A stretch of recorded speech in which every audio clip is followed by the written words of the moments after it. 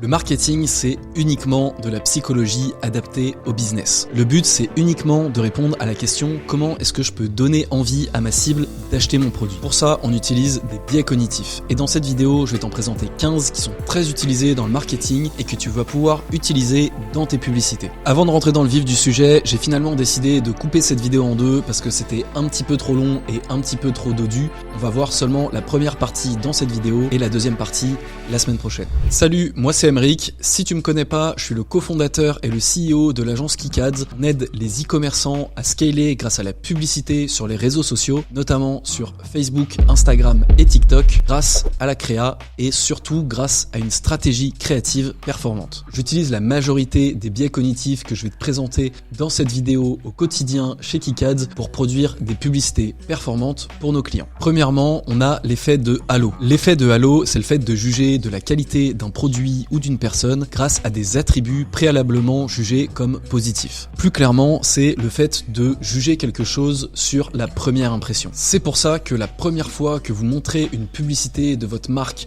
à un utilisateur est assez importante puisque on n'a qu'une seule occasion de faire une bonne première impression. L'exemple typique qu'on prend pour illustrer l'effet de halo, c'est le commercial sympathique. Si vous tombez sur un commercial sympathique qui essaye de vous vendre quelque chose, vous avez beaucoup plus de chances d'acheter que si vous tombez sur un commercial même pas forcément antipathique, mais juste moins sympathique. Maintenant, comment est-ce qu'on peut utiliser ce biais cognitif en publicité pour donner envie à vos clients potentiels d'acheter vos produits? Il y a un exemple qui est assez simple en fait, c'est de faire des contenus fondateurs. Je vous mets ici un extrait d'une publicité de la marque Max Sauveur. Donc ici, c'est le cofondateur de la marque et cette publicité, elle permet de générer de la confiance puisque le cofondateur se met en avant et risque entre guillemets sa réputation personnelle dans une publicité pour sa marque. Donc ça incite tout de suite à la confiance et forcément le cofondateur nous apparaît plus humain, plus sympathique. Pour utiliser l'effet de halo en publicité, faites des formats fondateurs. Ensuite, on a l'effet de position en série. L'effet de position en série, ça désigne le fait que les gens se souviennent beaucoup mieux d'une information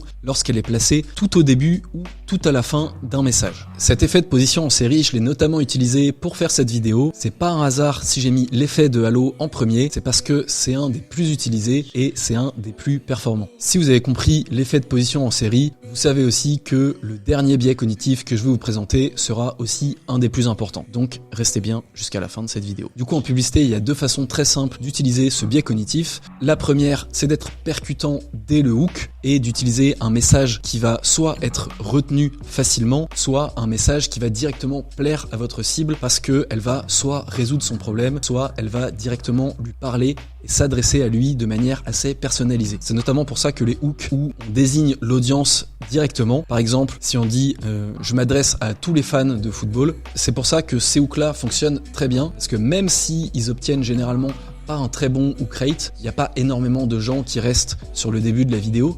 Les gens qui restent sont ensuite très qualifiés et ont retenu qu'on avait compris qui ils étaient. Donc ça, c'est la première façon d'utiliser ce biais cognitif. Et la deuxième façon, si vous avez bien suivi, c'est la fin de la vidéo. Donc c'est le call to action. Dans le call to action, vous pouvez par exemple insérer le call to action dans un pack shot, dans une slide de fin. Vous allez avoir le call to action avec un bouton j'achète maintenant ou je visite le site par exemple. Et vous pouvez insérer aussi le logo avec un petit message qui décrit la proposition de valeur de la marque ou l'identité de la marque. Comme ça, vu que ce message il est à la fin de la vidéo, d'une part, toutes les personnes qui sont restées jusqu'à la fin, c'est qu'elles sont très intéressées par la vidéo, sinon elles seraient pas restées jusqu'à la fin. Et d'autre part, vu qu'il est positionné à la fin, ce message il va être beaucoup mieux retenu que le reste de la vidéo. Donc cet écran de fin, c'est un espace qui est très intéressant à utiliser, le négligez pas si vous voulez utiliser ce biais cognitif. Ensuite, on a l'effet d'exposition simple.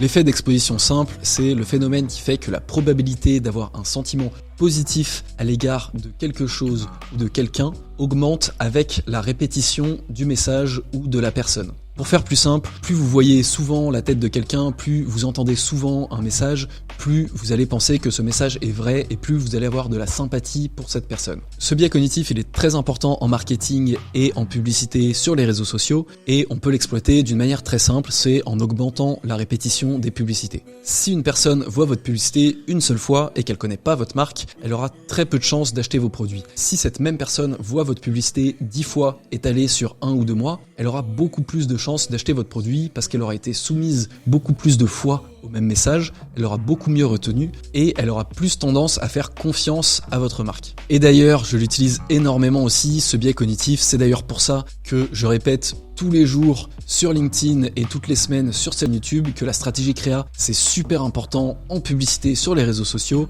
et on sait jamais, ça va peut-être finir par rentrer. Ensuite, on a l'aversion à la perte. L'aversion à la perte, c'est la notion qui explique qu'un individu accordera toujours plus d'importance à une perte qu'à un gain, même si cette perte et ce gain ont la même valeur. Pour simplifier, les gens ont beaucoup plus peur de perdre que envie de gagner. Si vous proposez à quelqu'un la possibilité de gagner 100 € ou la possibilité d'économiser 100 €, donc de ne pas perdre 100 €, il prendra toujours la possibilité de ne pas perdre 100 €. Donc ce biais cognitif, il est notamment très utilisé par les infopreneurs, qui l'utilisent pour moi un peu de façon abusive, puisque quand on voit les pages de vente des infopreneurs, on peut voir qu'ils en font des caisses et des caisses sur les problèmes, et en gros ils te disent que si t'achètes pas leur formation, tu continueras d'avoir ces mêmes problèmes, et que tu finiras ta vie pauvre caissier au Lidl. Mais il y a quand même des bonne façon un peu moins bourrin d'utiliser ce biais cognitif. En publicité, on peut par exemple l'utiliser en faisant ce qu'on appelle du marketing négatif. Donc dans un premier temps, dans un hook, on va dire par exemple n'achetez surtout pas ce produit, c'est un format qui fonctionne assez bien.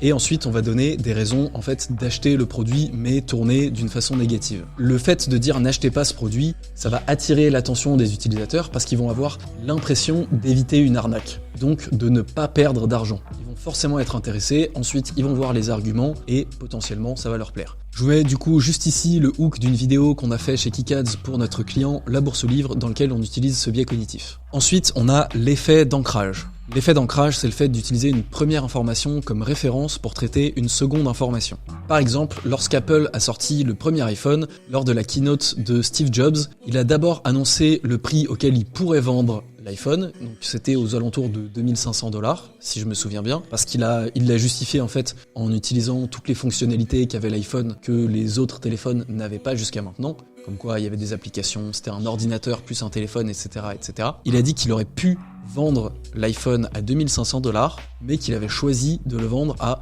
seulement 1000 $. Et là, on a tout de suite l'impression que c'est une super bonne affaire, alors que dans les faits, ça reste un téléphone à 1000 balles. En publicité et dans le marketing, l'effet d'ancrage, c'est très utilisé, notamment avec les prix barrés. Donc les prix barrés, ça fonctionne un peu moins bien depuis quelques années, parce que maintenant, le concept a vraiment été poncé par trop d'acteurs, et notamment par les dropshippers et par des acteurs qui sont pas toujours très réglo.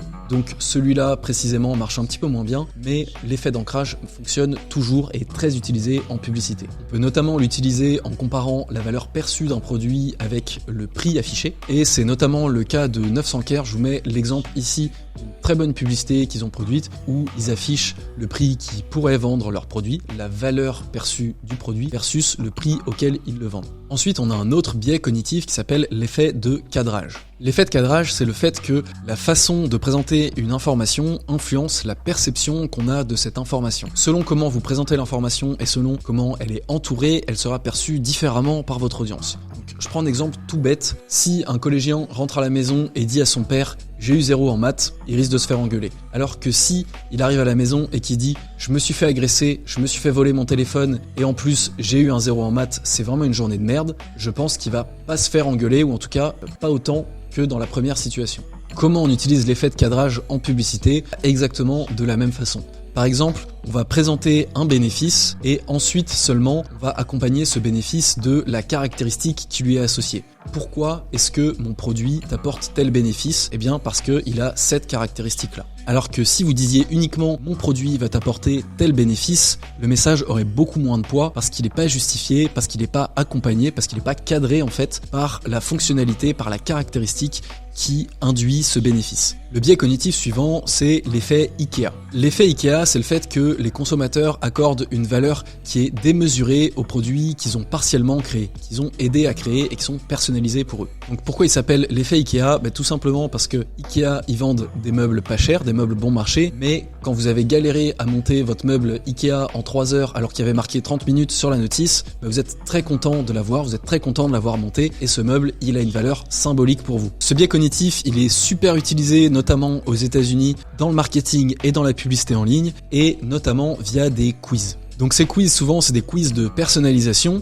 Donc vous allez répondre à quelques questions sur votre problème, sur votre profil, par exemple sur des problèmes de peau, sur des produits dans la skincare. Vous allez répondre à quelques questions sur votre peau, sur vos problèmes, et ensuite la marque va vous recommander le produit le plus adapté à vos besoins, ou carrément va vous faire un produit personnalisé selon vos besoins. C'est quelque chose qui fonctionne extrêmement bien et qui, pour pas mal de marques américaines, d'après ce que j'ai vu, leur a permis de réduire leur coût d'acquisition. C'est aussi utilisé en France, mais c'est encore un petit peu moins répandu. Je pense que ça va arriver dans les prochains mois, voire les prochaines années. Ensuite, on a le biais de confirmation. Le biais de confirmation, c'est le fait de traiter une information de manière à confirmer ce que l'on pense déjà. Par exemple, quand vous entendez à la télé une information sur l'écologie, sur la déforestation par exemple, si vous êtes intéressé par l'écologie, que ça fait partie de vos valeurs, que vous êtes engagé sur ce sujet-là, vous avez beaucoup plus de chances de vous dire « Ah, bah enfin ils en parlent, ils confirment le fait que l'écologie c'est important,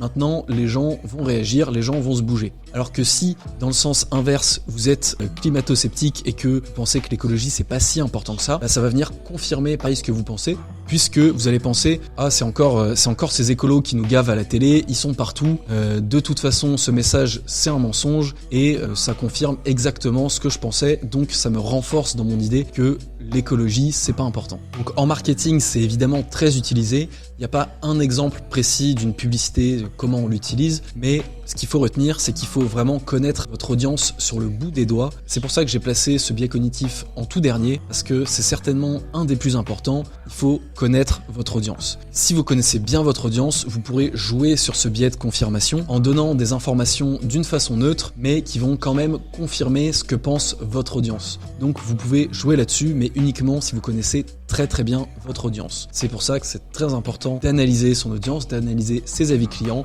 et d'avoir une bonne stratégie créa. Voilà, c'est la fin de cette vidéo, c'est tout pour cette première partie. J'espère que tu as apprécié, j'espère que ces biais cognitifs vont t'aider à faire de meilleures publicités. N'hésite pas à liker, commenter et t'abonner à la chaîne si c'est le cas. La deuxième partie va sortir la semaine prochaine. En attendant, tu peux aller regarder ma précédente vidéo qui s'affiche juste ici. Et d'ici là, je te dis à la semaine prochaine. Salut!